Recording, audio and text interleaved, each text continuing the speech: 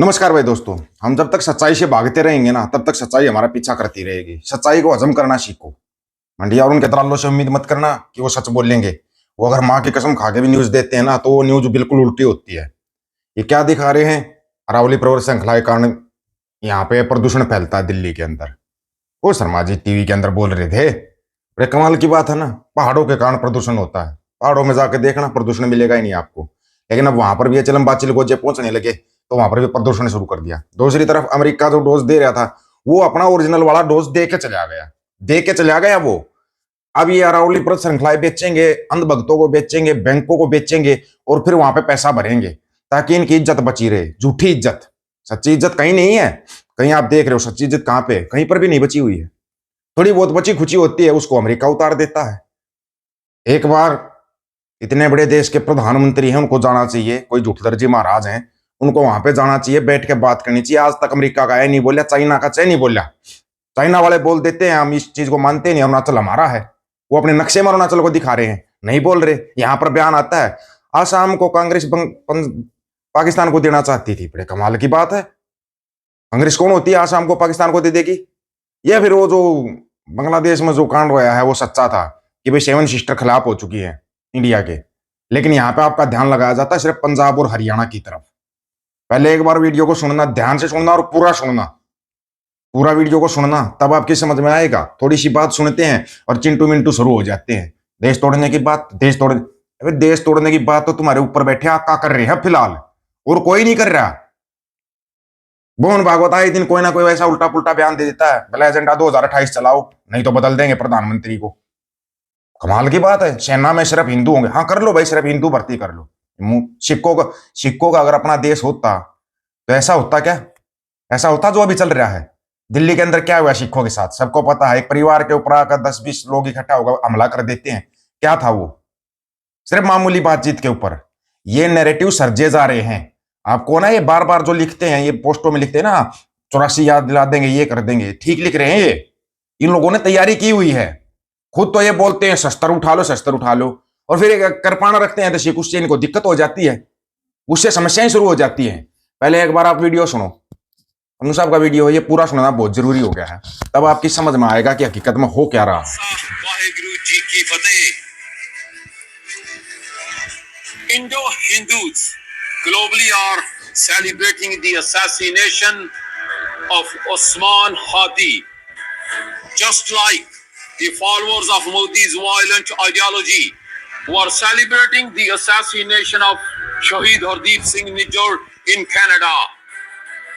But remember John F. Kennedy's words: those who make peaceful revolution impossible will make violent revolution inevitable. People of Bangladesh, Inqilab Mancho, join 6 for Justice, join Pro Khalistan 6 to make sure the blood stains of Shahid Osman Hadi and the blood stains of Shahid Hardeep Singh Nijjar must cover and shake every Indian embassy and consulate globally. Lock down Indian embassies, the terror houses on 24th December from Dhaka to Washington DC. Indian diplomat Pranay Verma in Dhaka hatched the conspiracy to assassinate Osman Hadi. Dinesh Patnaik in Ottawa is planning to assassinate Inderjeet Singh Gosal. Vikram Dharaswamy in London is planning to assassinate Paramjit Singh Pama. And Vinay Quatra in Washington DC is hatching conspiracy to kill Pro-Khalistan 6. People of Bangladesh, now is the time. Join hands with 6 for Justice to shut down and lock down these terror houses and make sure the blood stains of Shahid Hadi and Shahid Nijjar cover these Indian embassies. It is very unfortunate. Deepu Das, a Hindu from Bangladesh, was killed.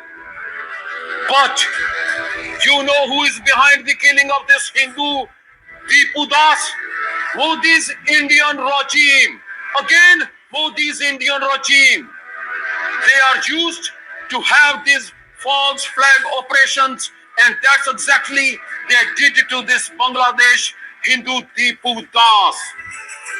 Indian regime will kill hundreds of Hindus in false flag operations and to blame Bangladesh. Not only this, they are planning to attack Bangladesh just like they attacked Pakistan. Modi, when peaceful voices are silenced by violence, the consequences are no longer a choice. They are the result.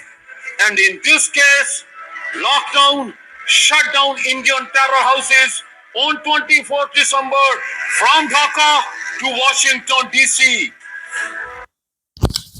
इन बातों में कुछ तो सच्चाई है भाई, कुछ सच्चाई है इन बातों में।